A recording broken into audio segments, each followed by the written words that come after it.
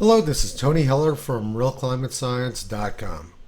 In 1988, the United Nations said that all of the islands in the Maldives would drown within the next 30 years because of global warming. And they also predicted that the Maldives would run out of fresh water by the year 1992. Well, 1992 was 30 years ago, and from what I see in this webcam, it appears that the Maldives are doing just fine. Then in the year 1989, the United Nations said we only had until the year 2000 to stop global warming. They said that if we failed to do that, entire nations could be wiped off the face of the earth. But in 2006, the earth was still here, so Al Gore made a new prediction. He said we only have 10 years to stop global warming, which means we needed to stop it by the year 2016. The United Nations and Al Gore were spreading complete nonsense, and for their efforts they were awarded the Nobel Prize in 2007. At the Nobel Prize ceremony in 2007, Al Gore predicted an ice-free Arctic by the year 2014. Another new study to be presented by U.S. Navy researchers later this week warns it could happen in as little as 7 years. 7 years from now. In the last few months, it has been harder and harder to misinterpret the signs that our world is spinning out of kilter. But that forecast didn't work out very well either. There's more sea ice now than there was 15 years ago when Al Gore made that prediction. Arctic sea ice extent is up 34% from this date 10 years ago. In 2001, experts predicted the snows of Kilimanjaro would be gone by the year 2020. And in 2006, Al Gore said, within a decade there will be no more snows on Kilimanjaro. But there's still lots of snow on Mount Kilimanjaro. Billions of school children around the world were forced to watch Al Gore's science fiction movie, An Inconvenient Truth. But it's pretty unlikely that school children are now being taught that Al Gore was wrong. In 2004, The Guardian said that Britain would have a Siberian climate by the year 2020. But now The Guardian says that unless we stop global warming, Britain is going to become too hot to live. On March 20th, 2000, Britain's independent newspaper said snowfalls are now just a thing of the past. But now the Environmental Defense Fund says that global warming causes more snow.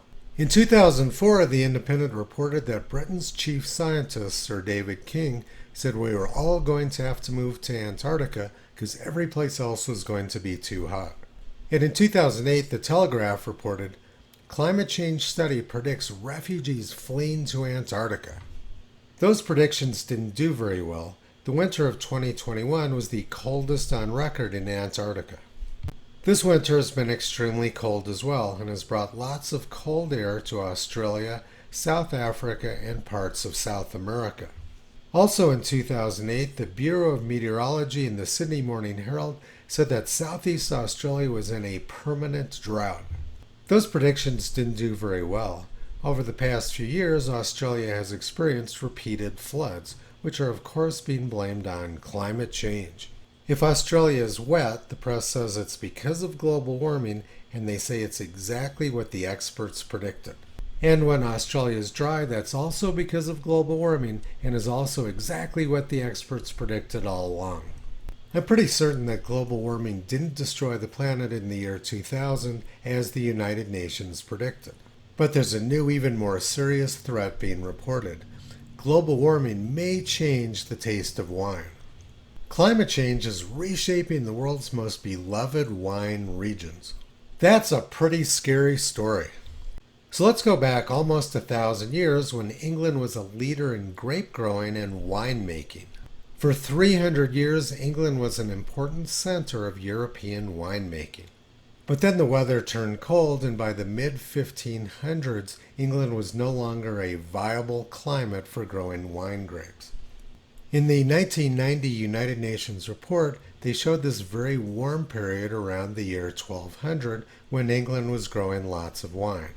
But then the world turned cold and England's wine industry largely disappeared. But the United Nations had a global warming agenda, so over the next 10 years they rewrote Earth's history. Using Michael Mann's wildly fraudulent hockey stick, the United Nations erased both the medieval warm period and the Little Ice Age. And for their bad science, dishonesty, and malfeasance, the United Nations was awarded the Nobel Prize. We can be pretty certain that the globalists behind this scam have lots of very good wine, and they're laughing very hard at all the nonsense going on around them. Toto's been pulling back the curtain on this mass delusion for the past 14 years. You can visit him, Kyrie Caesar, Toki, and Upala on the web at realclimatescience.com.